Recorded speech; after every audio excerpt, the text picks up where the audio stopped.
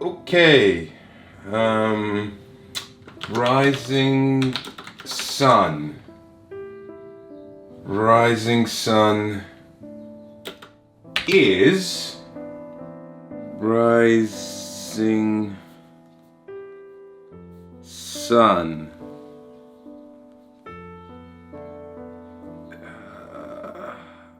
Rising Rising Sun. So basically, ever since we launched the Kickstarter, I've been having trouble finding anything sensible to say about games. I know what you mean. Maybe you're just stuck inside your own head. Maybe you're trying to tackle it professionally, when what you really just need to do is think about what you liked about it at the beginning. Well, do you know what? When I got the Kickstarter, opening it up for the first time, I was kind of like seeing your newborn baby.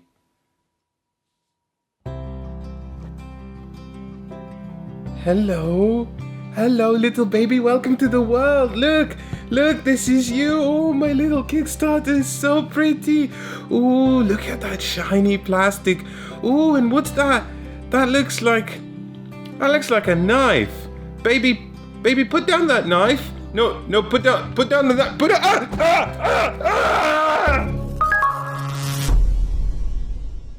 In Rising Sun, you will take control of a clan with unique powerful abilities, such as Turtle Clan or Kangaroo Clan or Capybara Clan.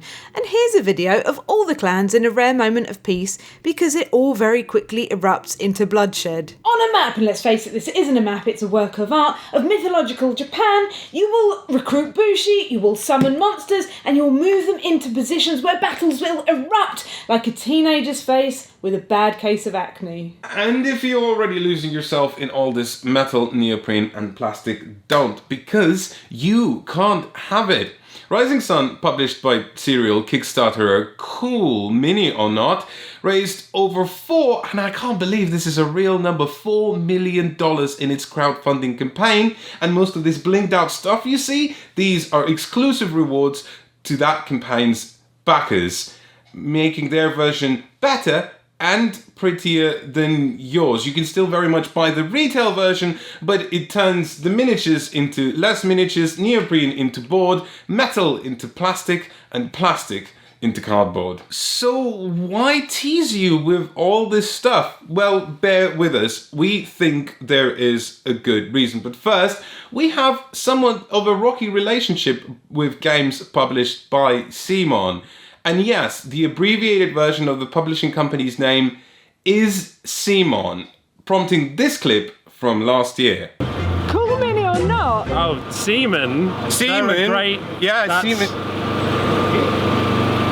Seaman? We've not. been doing that joke for... No, that's my because joke. The thing is, Africa, Simon sounds like semen, which is produced by glands. Ah, good times. Anywho, Simon games. We didn't really get along with many of them, and we wanted to lay that straight onto the table, just so you know where we are coming from. We found them to be big, loud, but none of them have mechanically really clicked with us, and we never splurged on one of their excessive campaigns that shower you with cool minis. Or not. So instead of just reviewing the retail product again, we wanted to see what it would be like to back one of these campaigns. So we got the whole shebang and caboodle with the metal coins, the neoprene playmat, and more expansions than many popular games get in their entire lifetimes. And this isn't a review of those expansions, it's more of a was it worth it kind of thing. After all, you know what they say, give a man a fish and he will eat fish. Teach a man to fish and he will save money by not buying fish. Unless he likes fish so much that he can't get all the fish he needs to fish. That got very fishy. And I must admit, the moment the parcel came in the mail, I immediately got the appeal. I mean, just look at this thing! And these as well! I love these things! And you can stack these? Just hear these babies clack. Admit it, you never wanted to clack as much as you do right now. And Rising Sun is a game with a lot of clack. Clacking isn't one of those things that also means something naughty, right? I was opening box after box, endlessly flooring at all the pretty things inside, having no idea what any of them do, and I immediately wanted to play with all of them, and I immediately wanted this game to be good, so that I could tell you that this game is good, so I could play it forever, and so we could toy together. I wanted to push them and prod them and feel them, and sometimes I wanted to eat them.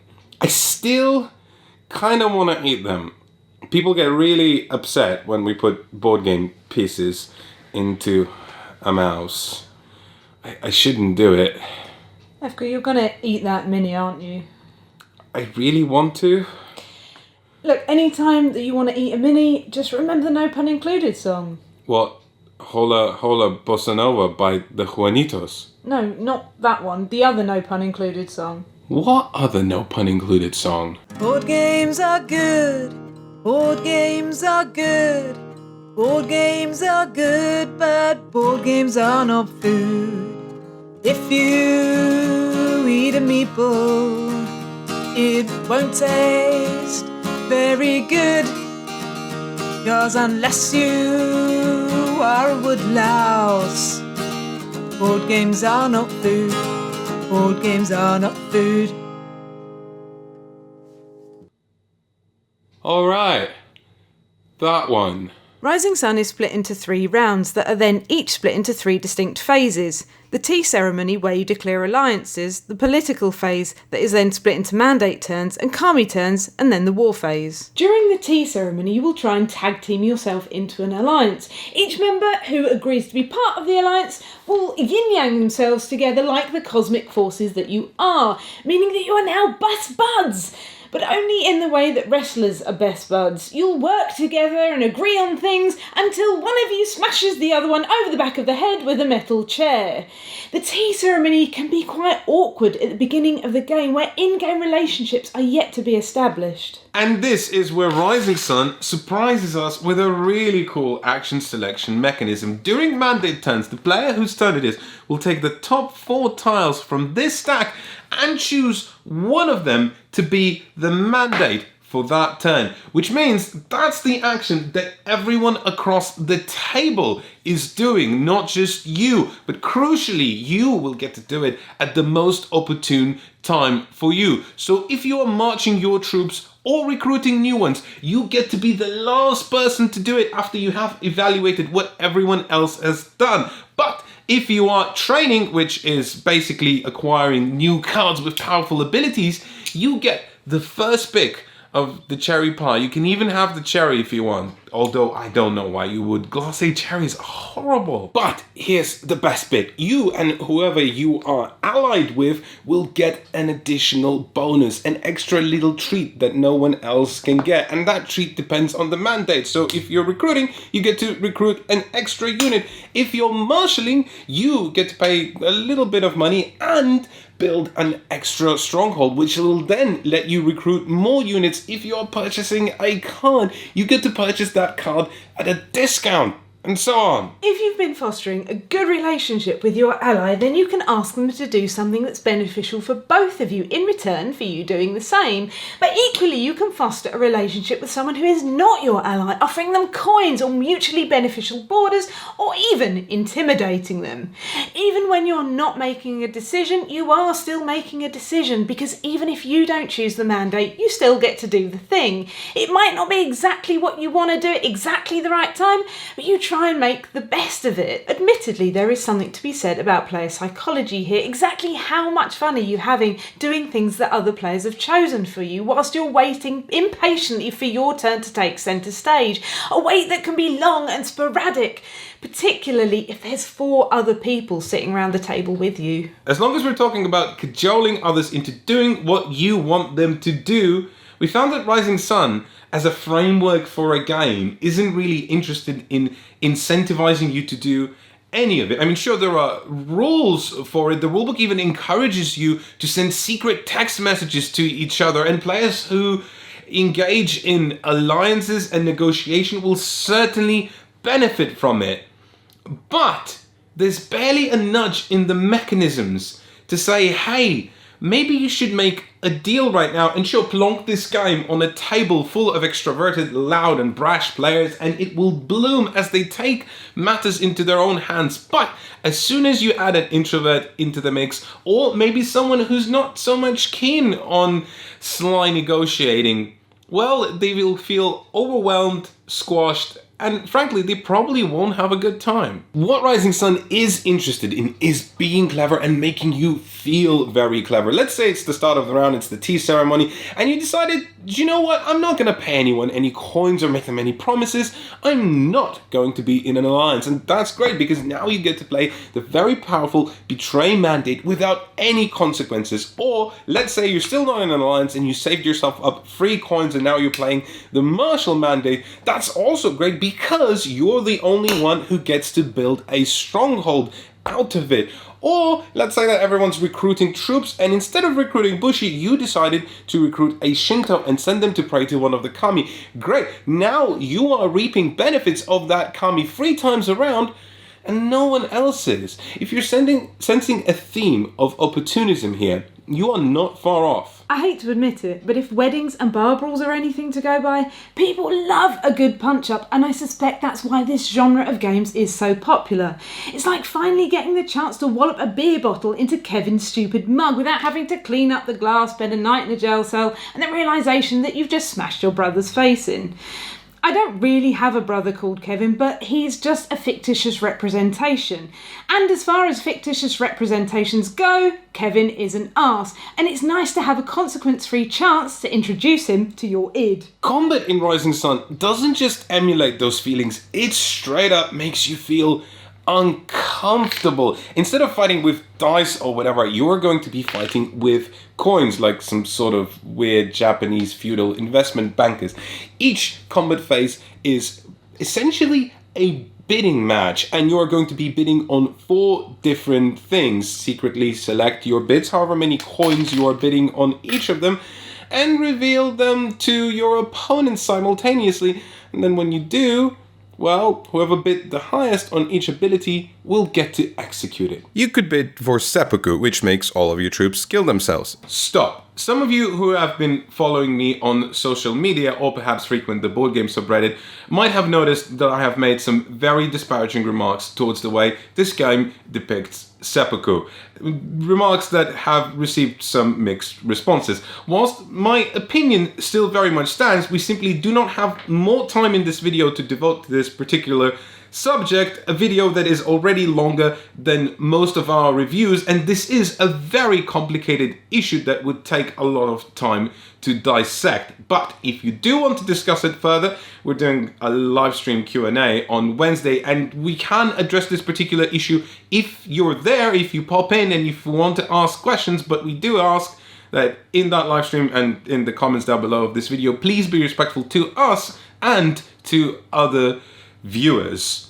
Most importantly, please believe me when I say, in no way has this influenced how I judge the mechanisms of this game. I hope you can appreciate that I'm professional enough to be able to weigh that in. With that in mind, let's rewind. You could bid for seppuku, which makes all of your troops kill themselves, and for each one that died, you would increase honor and gain victory points. You could take another unit hostage, removing it from battle and stealing a victory point from the owner. You could employ Ronin, adding 1 force towards the battle total for each Ronin token you control. Then, you total each player's remaining force, and the one with most wins the battle and claims the token for the area. Each other player's units are then killed. Finally, the 4th ability triggers, granting the person that won the bid a number of victory points equal to the number of all the units that died. Here's the thing, the only reason to go into battle is points. Win a battle, you will get that region's token, which is points.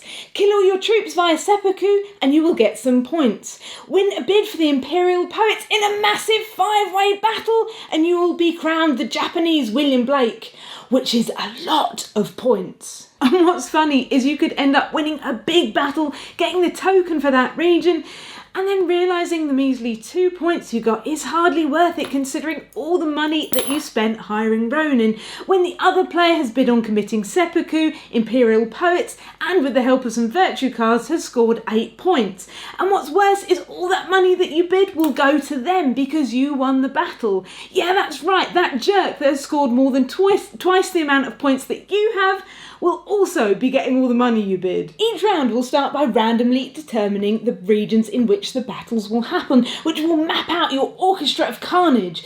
Perhaps you're trying to sneak your sneaky turtle into a battle, watch everybody kill themselves, and all you're trying to do is win a bid for the Imperial Poets. Or perhaps you're not going to bid at all. Perhaps all you want to do is scoop up all the coinage from the victor so that you can spend it on another battle in the future. And the bidding makes it pretty certain that you are never certain about anything being certain. Let's go back to that wedding analogy and the start of that wedding. You know there will be a punch-up at the end because, come on, it's a wedding, but you don't know who'll start it, you don't know who's going to get hurt, and you have no idea who's going to get dragged out. If I had to guess, I would say that this is where Rising Sun will either win people over or have them running for the hills. Blind bidding is just not for everyone. Okay, it's a bit unfair to call it blind bidding. There's certainly a bit more strategy to it than just blindly hedging your bets. The key to getting what you want out of it is not just focusing on what you want, but also on figuring out what everybody else wants and beating them to the punch.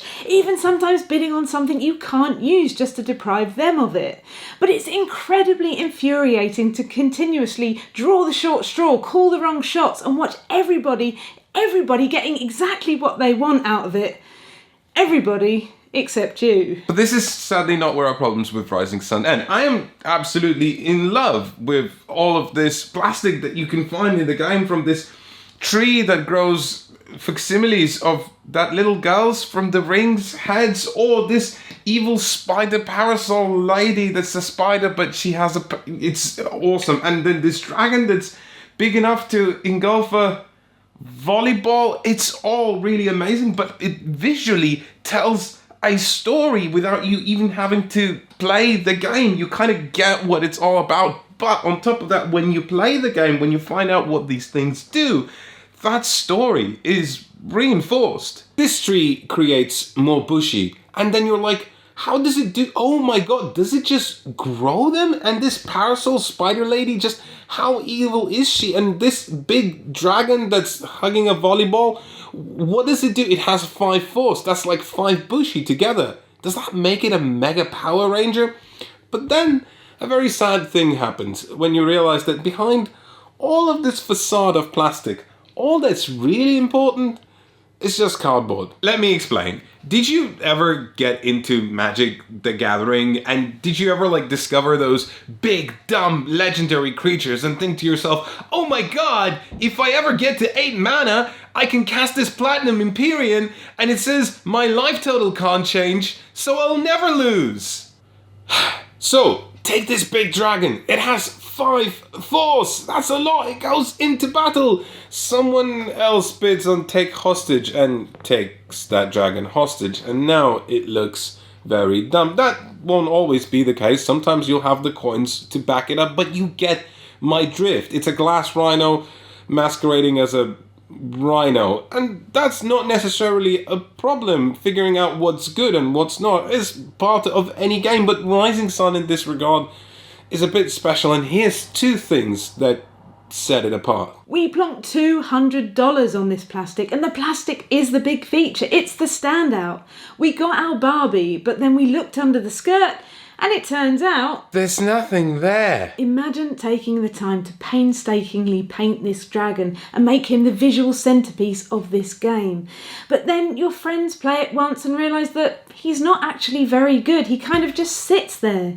It kind of makes me want to design a game where all the forgotten plastic of Blood Rage and Rising Sun get together and solve crime or something. But here's the second thing. The way that you get the monsters is via this train mandate. You buy the card and you get the monster, but equally you can buy cards that will give you rules exceptions and get you points. Like you can buy a card that will let you take 2 hostages instead of just the 1, or a card that will get you points every time your figures are killed.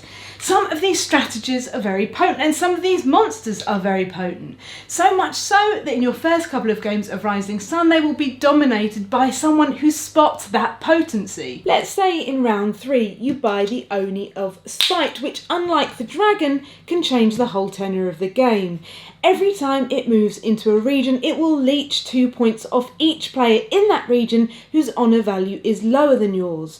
In a 5-player game, that's a potential of 16 points and a theoretical swing of 32 victory points. But let's say this game also has the Fujin Kami, which will let you move one figure twice on any Kami turn, bringing that 16 points up to a theoretical 64 points and an additional 64 points that your opponents have lost. Whereas this dragon will net you 3 points for winning a battle. Now I know it's not an entirely fair comparison. To engineer this situation you would have to have an incredible amount of things go right. But anyone that has played against the Oni of Spite will know that you can't let anyone abuse this situation. Or you could just take out the cards that include the Oni of Spite, never to play with it again, or at least not let it be paired with the Fujin Kami. But then that leaves another piece of plastic in the box. Look, we're not making any sweeping assumptions like Rising Sun is unbalanced or this game is broken. Hi Dan, maybe there's a reason for all of it to exist, and certainly if you don't like something, there's so much content in this game that you can remove whatever you don't want and just keep the bits that you enjoy. Trim it to perfection. Rising Sun is best when played with the same group of people. A group of people who are invested in being competitive but also don't mind a very swingy pendulum. And whilst we are sure that this game will have its die-hard fans, we feel like that premise is more of an ideal than a reality. Of course those groups exist, but surprise, most games just aren't played that way. They sit in cosy living rooms shared by couples, or perhaps at your friendly local gaming club with its ever-rotating cast. In its nature, Rising Sun is incredibly generous. The monsters are big, the card sets are plentiful, the plastic is lush, and there's just a lot of everything, but it's also generous in terms of design. Each clan starts with a unique game-breaking ability, and when I say game-breaking, I don't just mean asymmetry, I mean it breaks the game's legs and takes its crutches away. Whilst figures of other clans can move only one space each time someone marshals, the Dragonfly can move anywhere, from anywhere, to anywhere, and wherever they want, whilst purchasing new abilities and maintaining your economy is a continuous Sophie's choice. For other clans, the Koi can purchase anything for 1 coin, sometimes even for nothing. I understand that this next criticism is a touch on the esoteric side and maybe a little bit personal to me. And I don't necessarily agree with it. But for me, it is too much. Rising Sun gives its players all the power in the world, only to realize that it is at the expense of removing entire portions of the game. Movement is a key element in this genre of games and in Rising Sun as well. Where are you going to position your troops? How are you going to sequence multiple move actions? And how are you going to convince your enemies that whilst you're headed in one direction, you're secretly aiming for somewhere entirely different? But if you're playing as the Dragonfly, all that candy is taken away from you. Not all clans are guilty of this. I found the Turtle clan a joy to play. It's actually a tortoise, not a turtle, Simon, because its puzzle was not at the expense of other puzzles, even though it might not be necessarily the most potent clan. I don't know, maybe it is, maybe it isn't. And that just about mirrors our impressions of this Kickstarter as a whole. We've got a game that is mechanically and aesthetically great, but not really anything that moves us. It was so much better than we expected, but still not something we would recommend investing in. Certainly not an investment of $200. And of course, Kickstarters will vary in their quality, but if this one is anything to go by, it's incredibly eager to please, and to be honest, it loses something of itself in the pursuit. And now, Elaine, for a very special message about the No Pun Included Kickstarter. If you have enjoyed this No Pun Included presentation, then you should know that right now, No Pun Included is on Kickstarter, just like Rising Sun was, and we're looking for a much smaller amount than 4 million, but we would like to continue forward as we go along, and to do that, we need funds, and this is where you come in. We hope that if you enjoyed this video or our previous videos, or you've been enjoying and having a good time with us, that you will consider backing our campaign. And if you do, There are some great rewards as well. yes, there are some excellent rewards, like a voicemail perhaps recorded by yours truly, or even Bad joke. a video of a bad joke. And most importantly, it will give you a very good feeling inside of you, knowing you have done something Really, really nice. really nice. Or you might get some promos too. Yeah, so go ahead, click on the I thing, click on the link in the description, do your part, and we'll keep doing our part. Thank you.